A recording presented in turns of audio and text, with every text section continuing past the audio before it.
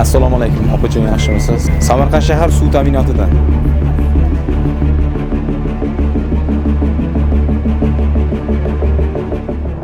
Samarqand viloyatida aholiga sifatli va adolatli suv ta'minotini ta'minlash, shuningdek ichimlik suvidan foydalanishda qonunchilik talablariga rioya etilishini nazorat qilish maqsadida tegishli idoralar tomonidan joylarda rejali nazorat tadbirlari o'tkazilmoqda. Jumladan, Samarqand viloyati hududiy qurilish va uy-joy kommunal xo'jaligi nazorati inspeksiyasi hamda Samarqand suv ta'minoti aksiyadorlik jamiyati Samarqand shahri filiali hamkorligida aholi xonadonlarida navbatdagi o'rganish ishlari amalga oshirildi.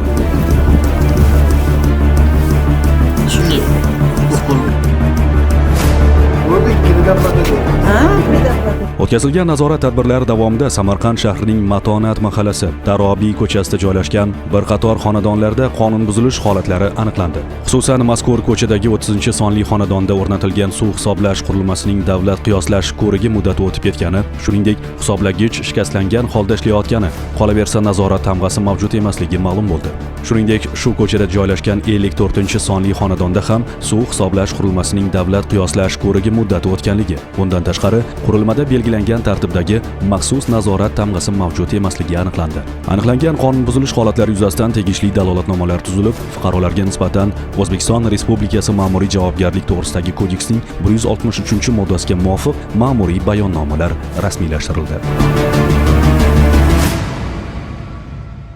Bugungi kunda Samarqand viloyati hududiy qurilish va uy-joy kommunal xo'jaligi nazorati inspeksiyasi hamda Samarqand suv ta'minoti aksiyadorlik jamiyatining Samarqand shahar filiali xodimlari tomonidan Samarqand shahrining Matonat mahallasi, Darobiy ko'chasida reyd tadbirlari amalga oshirildi. Reyd tadbirimiz o'tkazish jarayonida ushbu mahallada istiqomat qiluvchi fuqarolarning, ya'ni iste'molchilarning ichimlik suv qoidalarini bir necha bor buzib kelish holatlari aniqlandi.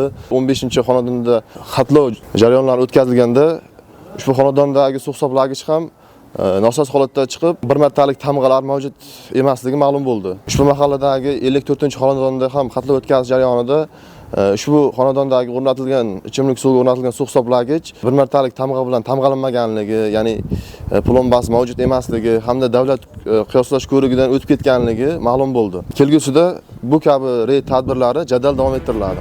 Mutaxassislar ta'kidlashicha, suv hisoblash qurilmalarining belgilangan talablarga javob berishi, ularni o'z vaqtida davlat qiyoslash ko'rigidan o'tkazilishi hamda soz holatda saqlanishi, suv resurslaridan oqilona foydalanish, hisob-kitoblarda adolatni ta'minlash va ortiqcha yo'qotishlarni oldini olishda muhim ahamiyat kasb etadi. Qayd etish joizki, bunday nazorat tadbirlari aholi o'rtasida qonunchilik talablariga rioya etish madaniyatini shakllantirishga, shuningdek, ichimlik suvi ta'minot tizimida tartib va shaffoflikni ta'minlashga xizmat qiladi.